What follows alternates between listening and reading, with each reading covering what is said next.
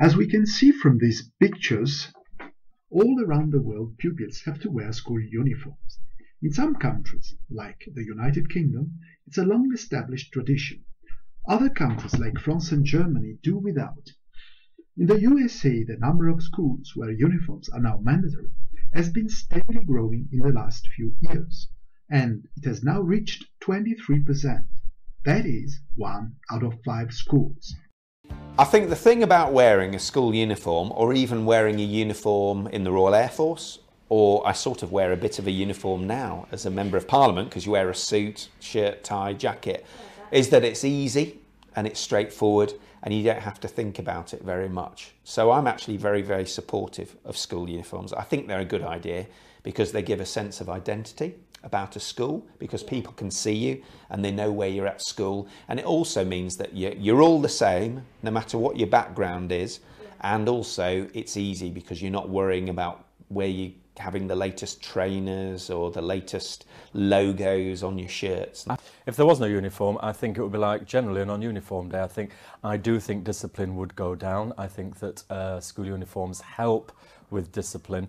Well, I think in the first couple of weeks, I remember when my daughter went to sixth form, for the first 2 weeks it was like an explosion in Topshop on her bedroom floor every morning, and there was a real worry about what to wear, and eventually that died down and she just wore jeans and t-shirt every day and forgot about it, and I think you'd get the same thing.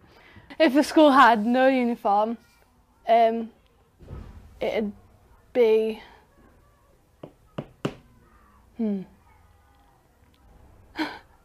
fun, yeah. It'd be like a lot more fun. It'd be easier to get up in the morning and stuff because you don't have to put the same boring clothes on every morning and stuff. And it's just fun to express yourselves with your clothes. With school uniform, you kind of feel like, sometimes you feel like you're in a prison.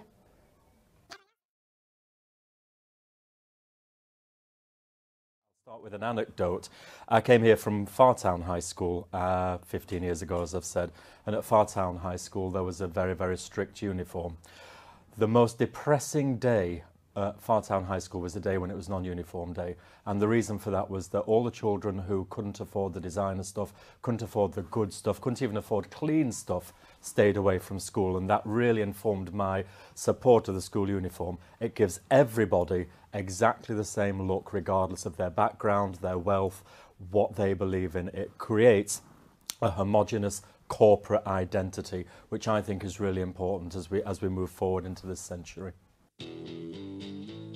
I think it was introduced 60 years ago after the war, when uniform was acceptable. I think it did help poor families to be able to buy one outfit to wear to school.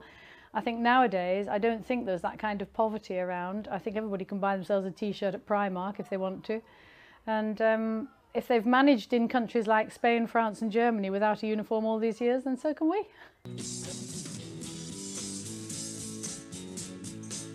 Are school uniforms actually beneficial? Sure, if you look good in plaid. I'm Anthony, this is D News, and it's back to school time. Woo! And here in the US, more public schools than ever are adopting mandatory uniform policies for students. Double woo. About 23% of all schools in the country require them now. School boards and educators hope that uniforms will stop violence and bullying, increase focus and academic performance, and even improve attendance. But is any of that true? Most of these theories come from a program run in Long Beach, California in 1995. The district was full of gang violence, discipline problems, low attendance, and sexual assault. And after putting everybody in uniforms for a year, the overall crime rate in the school system dropped 90%. Assault was down by 80%, vandalism by 70%, suspensions were down by 90%.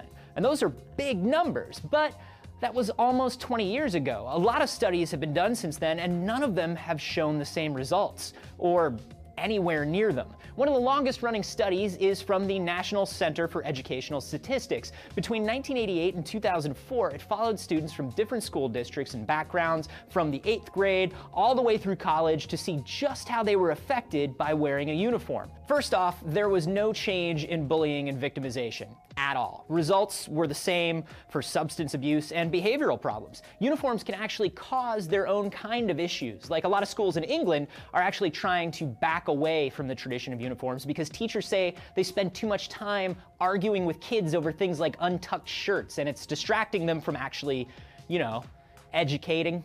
One area that actually has shown a slight improvement in uniform districts is attendance, particularly in junior high students, especially girls. The theory there is that so much pressure is put on them about how they look, and uniforms actually relieve them. But let's get down to what's important. Kids are in school to learn, right? So how are uniforms helping education? They are not. Well, okay, they are a little, in very specific cases. Some schools showed slightly increased reading scores in 8th through 10th graders, but they had zero effect on math across the board, and in some cases, they lowered science and history scores. So why do we persist with the whole uniforms are beneficial thing? Well, most school districts keep pointing to that Long Beach experiment from 1995. You know, you'd think institutes of learning would do better research, but then again, my high school American history textbook only went up to World War II. You know, I actually always wanted to have school uniforms growing up. They made me think of like Roald Dahl novels and anime and Harry Potter, you know, kids on their own, maybe with powers or destinies, definitely with feelings.